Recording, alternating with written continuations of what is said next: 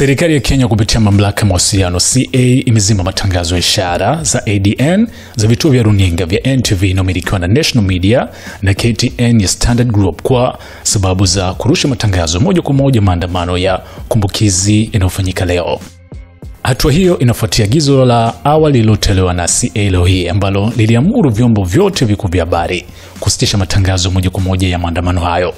Kwa mujibu wa taarifa ya mamlaka hiyo, vituo vya radio na television vinavyorusha matangazo moja kwa moja ya maandamano vinakiuka kifungu cha 33 kwenye mabano 2 na 34 kwenye mabano 1 cha katiba ya Kenya, pamoja na kifungu cha 461 cha sheria ya mawasiliano ya habari ya Kenya ya mwaka 1998.